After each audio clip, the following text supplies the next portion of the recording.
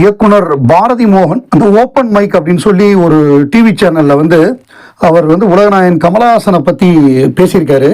So அதில் கமலஹாசன் எப்படி மருத்துவமனையில் எந்த மருத்துவமனையில் வைத்தியம் பார்க்குறாரோ அதே மருத்துவமனையில் தன்னோட ஆஃபீஸ் ஸ்டாஃப்ஸ் எல்லாமே அவர் அப்பல்லோன்னா அவங்க எல்லாருக்குமே அப்பல்லோ. ஸோ அந்த மாதிரி அவர் ஈக்குவலாக ட்ரீட் பண்ணுவார் அப்படிங்கிற சொல்கிறது. அவங்களோட கூட இருந்த பிஆர்ஓ அந்த மாதிரி வேலை பார்த்தவங்க எல்லாருக்குமே என்ன உதவி வேணுமோ சத்தமில்லாமல் செய்யக்கூடிய தாராள மனது படைத்தவர். அதே மாதிரி டிஎன் சுப்பிரமணியம்னு சொல்லி அவர்கிட்ட 25 வருஷமாக மேனேஜராக இருந்தார் டிஎன்எஸ். அவருடைய பையன் கூட இப்போ இருக்காரு. ஸோ சக்தி அப்படின்னு சொல்லி டிஎன்எஸ் ரிட்டையர் ஆகும் பொழுது அவருக்கு பிரிவு உபச்சார விழான்னு ஒரு பெரிய விழா ஏற்பாடு பண்ணி அவருக்கு 25 லட்சம் ரூபா செக்கு, இந்த கிரிக்கெட் மேட்ச்லலாம் கொடுப்பாங்களா பெரிய செக்கு, அதை கொடுத்து அவர் அனுப்பிச்சி வச்சார். இதுக்கப்புறம் வேறு எதுவும் பிரச்சனைனாலும் என்னை எப்போ வேணாலும் கூப்பிடுங்க அப்படிங்கிற மாதிரி அந்த ஒரு சென்ட் ஆஃப் சொல்லுவோம்ல, அந்த மாதிரி ஒரு சென்ட் ஆஃப் கொடுத்தாரு. அதே மாதிரி நம்ம சங்கிலி முருகன் தேவர் மகன் படத்தில் வேலை பார்த்துருக்காரு. அதாவது என்னன்னா அவர் அந்த கம்யூனிட்டியை சேர்ந்தவர்.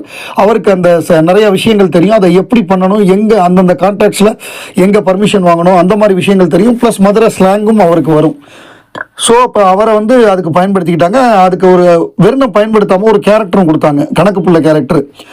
ப்ளஸ் அவருக்கு அதுக்கான என்ன சம்பளமோ அதெல்லாம் கொடுத்தாச்சு. அதை தவிர சமீபத்தில் அவருக்கு உடம்பு சரியில்லை அப்படிங்கிறத கேள்விப்பட்டு அவரை போய் பார்த்துட்டு வர சொல்லி, அவர் நடக்க முடியாமல் கஷ்டப்படுறாரு, அவர் கொஞ்சம் பண உதவி தேவைப்படுதுன்னு இமீடியட்டாக அவருக்கு அவரோட அக்கௌண்ட் நம்பரை வாங்கி அவருக்கு 5 lakhs இமீடியட்டாக அனுப்பிச்சு வச்சிருக்காரு. அதாவது என்னைக்கோ ஒரு படத்தில் 30 வருஷத்துக்கு முன்னாடி வந்த படம் 92 தீபாவளிக்கு வந்த படம் தேவர் மகன். இன்னைக்கு 2025.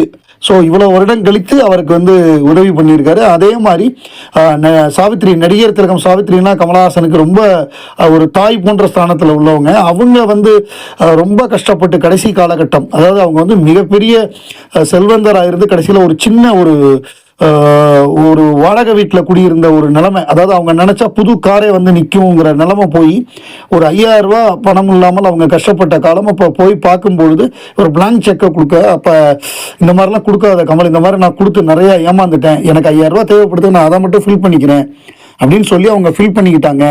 கமலஹாசன் இன்னைக்கு அவருக்கு உதவுற குணம் அல்ல, அவர் சாதாரணமாக இருந்த காலகட்டத்தில், ஆரம்ப காலகட்டத்திலேயே அவருக்கு அந்த ஹெல்பிங் டெண்டன்சி. மனோபால கூட சொல்லியிருக்காரு, நிறையா தீபாவளி பொங்கல்னா புது சட்டை புது வேட்டி எல்லாம் வாங்கி கொடுத்து, பட்டாசு வாங்கி கொடுத்து, அதில் கேஷும் வச்சு கொடுப்பாராம்.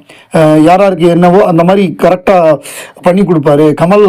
அவர் வீடு தான் எங்களுக்கெல்லாம் சரணாலயம் அப்படின்னு நம்முடைய மனோபாலெல்லாம் பல பேட்டிகளில் குறிப்பிட்டிருக்காரு.